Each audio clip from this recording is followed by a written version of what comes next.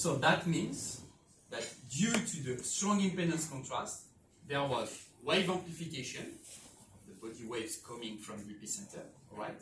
And then trapping of the waves into the subsedimentary basin, so resonance of the subsedimentary basin at its own resonance frequency, right? And after this event, a lot of scientists have highlighted that the resonance frequency of the sedimentary basin of Mexico is more or less the same than a standard structure between 10 and 20 floors. Okay? So there was this phenomenon of double resonances between both the structures and the soil, which is the worst case scenario in case of earthquake. Alright? Because we have a match between the resonance frequency of the structure and the subsoil. Okay? So the structure will undergo over-amplification of the motion. Alright? You stop me if you have any question, alright? Okay. Before I've talked mostly in case of earthquake. So with a high input of energy, a lot of body waves, high energetic body waves. But when we are using a seismometers, or if we want to perform passive seismic, we don't have any earthquake, and we are studying the background seismic noise, right? So, without any presence of an earthquake, we have the presence of the background seismic noise, right?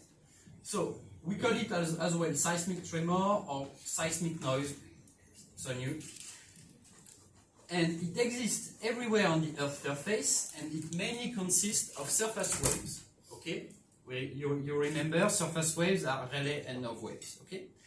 And why it mainly consists of surface waves? Because we have seen before that surface waves are low frequency waves, high amplitude waves, and they are less attenuated with the distance from the source. Okay? So since they are less attenuated at the Earth scale, the background seismic noise is mostly composed of surface waves. Okay? It's obvious that if you have some very high Q traffic or human activity, you also have body waves, but at big scale, it's mostly surface waves. Alright?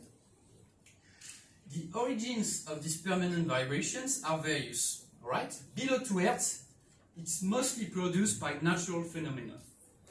Oceanic, atmospheric variations, rain, wind, musons, okay? Any kind of natural phenomenon. And above 2 Hz, it's mostly produced by human activity. The high Q traffic, industries, human activity. Alright? So that means that we have a permanent source excitation of the Earth. The background seismic noise acts as a permanent source excitation of the Earth. Alright?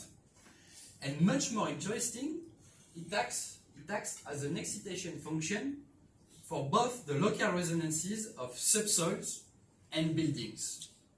That means that since we have this permanent excitation of the Earth due to the presence of the background seismic noise, any geological layer, any structures, any object, this laptop, this mouse, vibrates at its own natural frequency.